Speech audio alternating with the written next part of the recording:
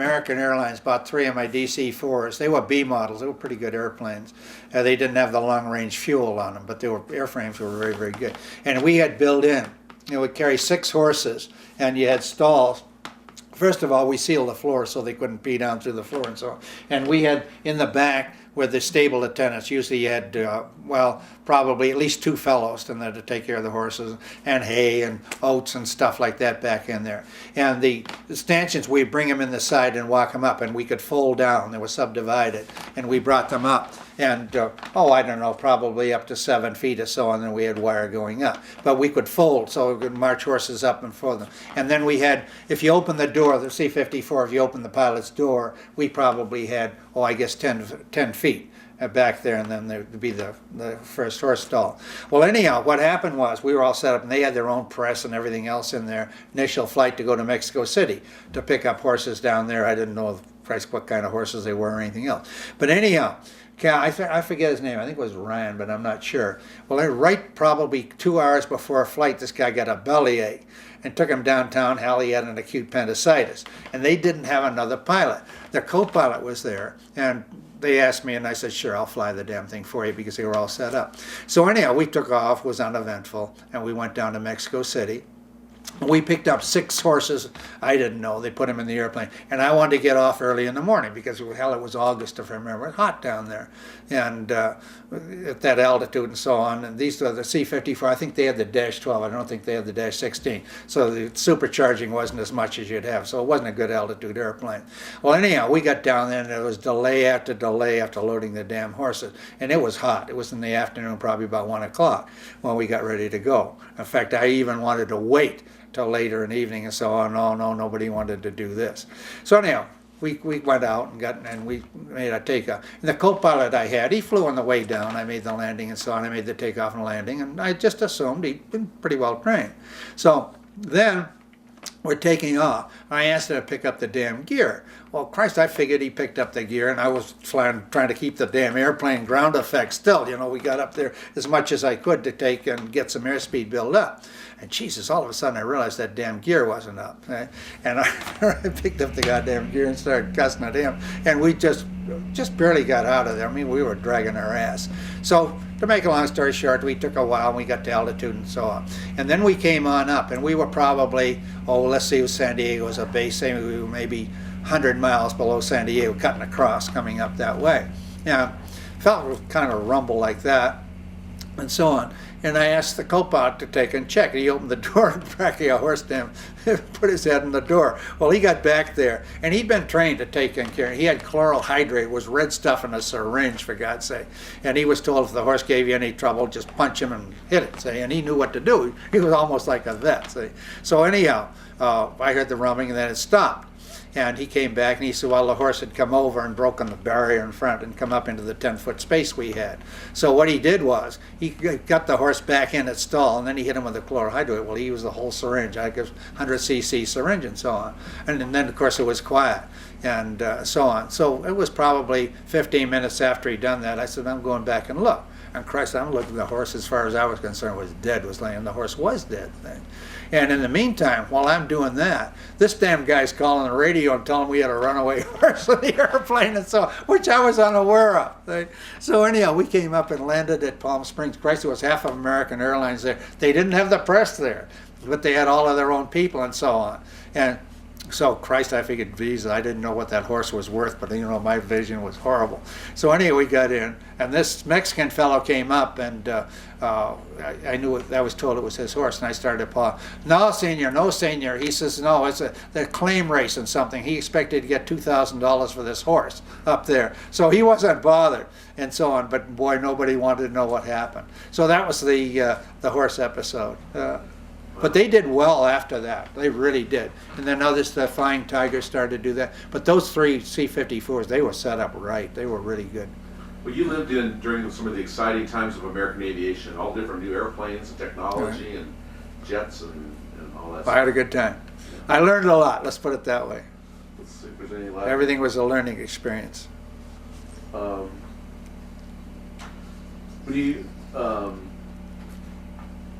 This film was going to be seen by some of your relatives, probably. Do you have grandkids at all? I have 2 grandkids, a boy and a girl. Well, this video will probably be seen to one of your great grandkids 50, Okay. 50 years from now.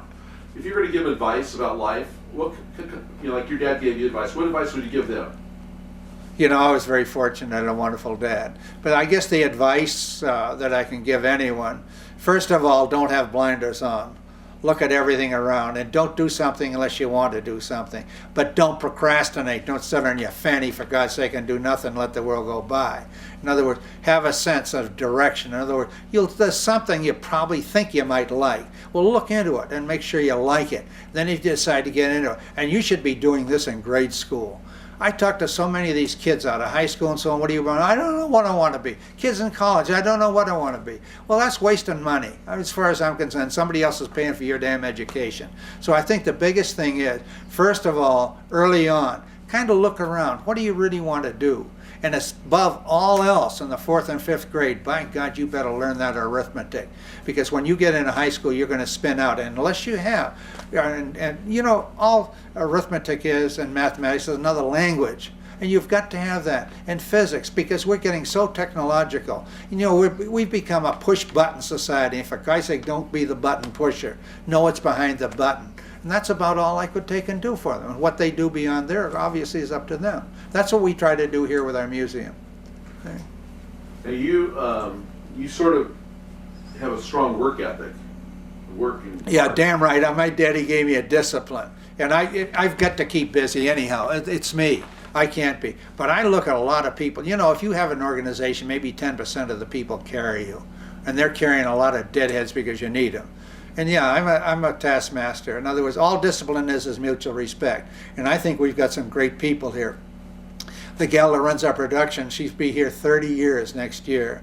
And we've got lots of people over 20 years. And they are very good. They're here because they like it. It's not work to them. And they feel part of this. And you know, we have our docs come in. Just like last week, we had one of the senior colonels, surgeon, come in from the Air Force. And he brought all our people down. He talked to them for an hour. And he says, here's how we use your respirators. And actual pictures, moving pictures and so on out there. Here's what we do. Well, that makes them realize they're there for a purpose, and it takes the person keeping the place clean to somebody that's high technical on there. They're all part of that link. We're all a team here, and I think that's very, very important to have that understanding. Now, when you manage other people or a leader, there's different management styles. Some people lead by the stick, and some are real easygoing type leaders. How would you describe your maybe I'm not quite as sticky as I used to be, but basically, first of all, I don't believe in bosses. I don't believe in meetings. Meetings are just an argument to get together so nobody agrees.